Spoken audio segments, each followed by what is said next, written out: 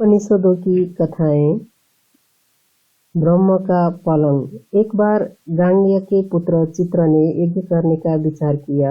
उसने अरुणि को प्रधान पुरोहित के पद पर नियुक्त करने का निश्चय किया। चित्र ने जब अरुणि को बुला लाने के लिए अपना आदमी भेजा तो अरुणि ने अपने पुत्र श्वेतकेतु से कहा, वत्स, मेरे बदले तुम जाकर यज्ञ कार्य समापन कराओ। श्वेतकेतु पिता की आज्ञा मानकर चित्र के पास पहुंचा। चित्र ने उससे प्रश्न किया, हे गौतम पुत्र, क्या इस लोक में कोई ऐसा गुप्त स्थान है जिसमें तुम मुझे स्थापित कर सकते हो, या और किसी लोक के किसी विशेष स्थान में मुझे प्रतिष्ठित करने की क्षमता तुम में है? श्वेतकेतु ने कहा, नहीं, मुझमें ऐसी क्षमता नहीं है। मैं अपने पिता से पूछ कर आऊं तो आपको बताऊं। श्वेतकेतु ऐसा कहकर अपने पिता के पास वापस चला गया और बोला, पिताजी, चित्र ने मुझसे यह प्रश्न किया कि इस लोक या और किसी लोक के किसी गुप्त या विशेष स्थान में उसे प्रतिष्ठित करने की क्षमता मुझमें है या नहीं। मैं इसका क्या उत्तर दूं? उसके पिता ने उत्तर दिया, वत्स, मैं स्वयं भी नहीं जानता। चलो हम दोनों उसके पास चलें और उसी से यह विषय का ज्ञान प्राप्त करें। सभी लोग हमें ज्ञान सिखाते आए हैं, इसलिए मुझे विश्वास है कि वह भी अस्वीकार नहीं करेगा। दोनों उसी क्षण चल पड़े और चित्र के पास जा पहुंचे। श्वेतकेतु के पिता अरुणि ने चित्र से कहा, हम लोग आपके पास ज्ञान सीखने के लिए आए हैं, हमें ब्रह्म ज्ञान सिखाओ। चित्र बोला, हे गौतम, आपको ज्ञानी होने का अहंकार नहीं है, इसलिए निश्चय ही आप ब्रह्म ज्ञान की शिक्षा के योग्य हैं। मैं आपको अवश्य सिखाऊंगा। इस लोक से विदा होने के बाद सभी लोग चंद्रलोक में जाते हैं। शुक्ल पक्ष में चंद्रमा उन लोगों की उपस्थिति से प्रसन्न रहता है, पर कृष्ण पक्ष में वह उन्हें नए रूपों में जन्म लेने वापस भेज देता है। चंद्रमा स्वर्ग का द्वार है। जो व्यक्ति चंद्रलोक में पहुंचने पर भी स्वर्ग की आकांक्षा नहीं करता, उसे वह चंद्रमा स्वर्गलोक के परे भेज देता है। पर जो भोग की लालसा से स्वर्ग को स्वीकार कर लेते हैं, उन्हें चंद्रमा कुछ समय बाद नए रूपों में जन्म लेने के लिए नीचे वर्षा देता है, वापस भेज देता है। इस लोक में फिर से लौटकर वो स्वर्ग से नीचे गिराए गए पुरुष या तो कीट या पतंग या मछली या पंछी या सिंह या बराह या बाघ या मनुष्य या किसी अन्य प्राणी के रूप में अपने कर्म या संस्कारों के अनुसार जन्म लेते हैं।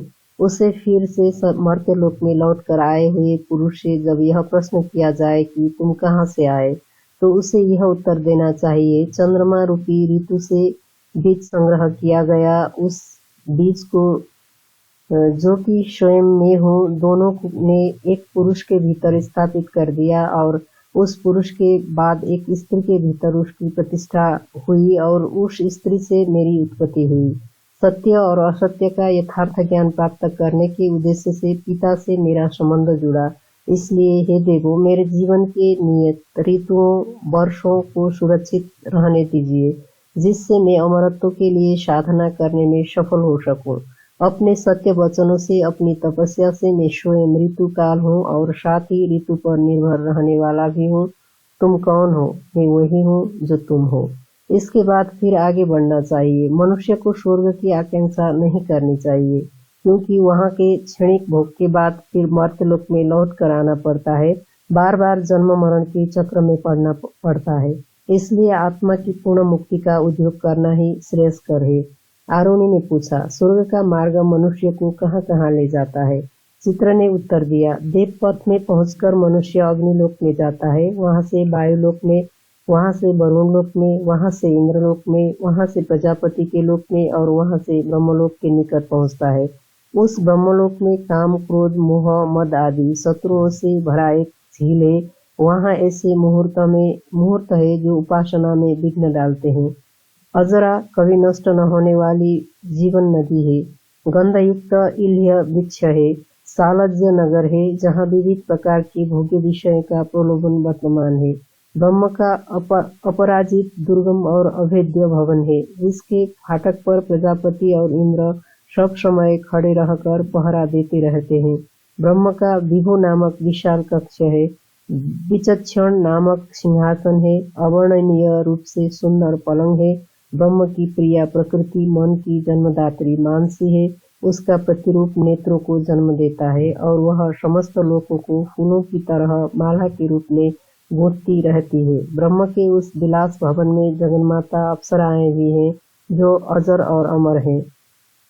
जब वह मनुष्य उस ब्रह्मलोक के समस्त विघ्नों को पार कर ब्रह्म के भवन के पास पहुंचता है तो ब्रह्मा उसे देखकर अपने अनुचरों से कहता है, जाओ उस व्यक्ति को मेरे पास ले आओ, उसका मेरे समान आदर करो।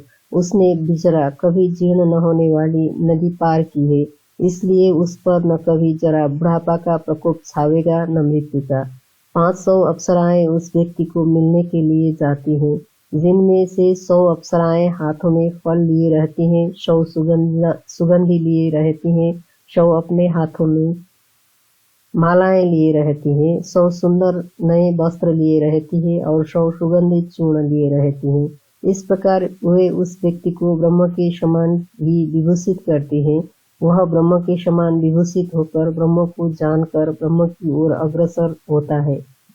काम क्रोध रूपी शत्रुओं से भरे झील को वह अपने मन की नाव से पार करता है। जो लोग केवल वर्तमान को ही सब कुछ मानते हैं वो उस झील में जाकर डूब जाते हैं। उसके बाद वह उपासना को नष्ट करने वाले मुहूर्तों के पास आता है। वो उस मनस्वी पुरुष को देखते ही भाग जाते हैं। उसके बाद वह बिजरा नदी के पास पहुंचता है और उसे भी अपने मन की नौका से पार कर जाता है। उसके बाद वह अपने सब पाप कर्मों और पुण्य कर्मों को उसी तरह फटकारता है जिस प्रकार घोड़ा अपनी अयाल को उसके पुण्य कर्म उसके सगे संबंधियों को प्राप्त होते हैं और उसके पाप कर्म उसके शत्रुओं के पास चले जाते हैं। जिस प्रकार रथ को तेजी से चलाने वाला व्यक्ति अपने नीचे रथ के 2 पहियों को निरंतर घूमता हुआ देखता है, यह देखता है कि रथ के पहिए निरंतर घूम रहे हैं पर वह स्वयं स्थिर रूप से बैठा हुआ है। उसी प्रकार वह व्यक्ति दिन और रात पाप और पुण्य तथा सभी प्रकार के द्वंद्व को चक्र का घूमना देखता है और स्वयं निर्विकार रहता है। वह समस्त कर्मों के बंधन से मुक्त होकर ब्रह्म की ओर आगे बढ़ा चला जाता है। आगे चलकर वह इल्य वृक्ष के पास पहुंचता है।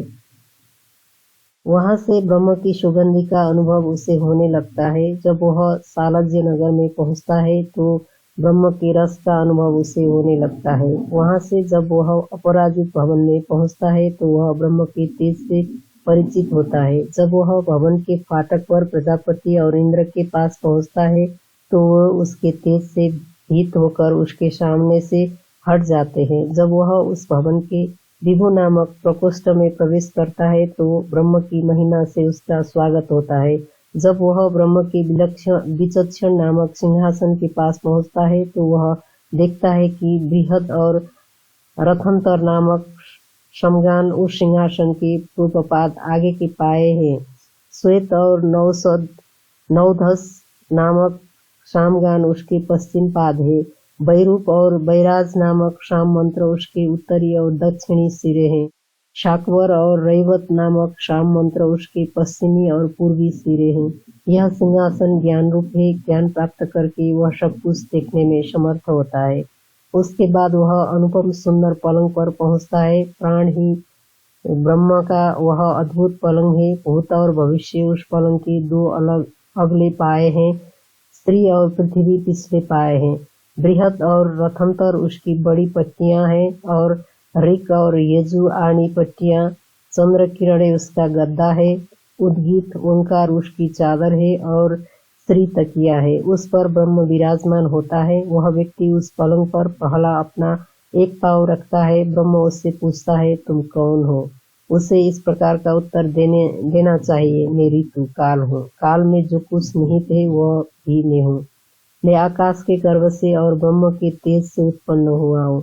संवत्सर वर्ष के बीच से, भूतकाल की विभूति से और जड़ तथा चेतन की आत्मा से तथा पंच तत्वों से मेरी सृष्टि हुई है। तुम आत्मा हो और जो तुम हो वही मैं हूँ। ब्रह्मा उससे पूछता है, मैं कौन हूँ? उसे उत्तर देना चाहिए, तुम सत्य हो। सत्य क्या है? इंद्रियों का संचालन करने वाले देवता, मूल शक्ति तथा प्राण, इनके अतिरिक्त सत्य और क्या हो सकता है? इंद्रियों के देवता तथा प्राण, जो कुछ भी है सत्य वही है। स वह त्य वही, यह सारी सृष्टि वही है और सब वह सब तुम हो। ब्रह्म उससे पूछता है, तुम मेरे पुल्लिंगवाची नाम कैसे प्राप्त करते हो? उसे उत्तर देना चाहिए, प्राण द्वारा। नपुंसक जातीय नाम कैसे ग्रहण करते हो? मन द्वारा। स्त्रीलिंगी वाची नाम कैसे प्राप्त करते हो? शब्द द्वारा। सुगंधि कैसे पाते हो? घ्राण द्वारा। रूप चक्षु द्वारा। शब्द कर्ण द्वारा। रस जीभ द्वारा। कर्म हाथ द्वारा। दुख और सुखों की अनुभूति शरीर द्वारा। संतान जनन शक्ति द्वारा। यात्रा पांव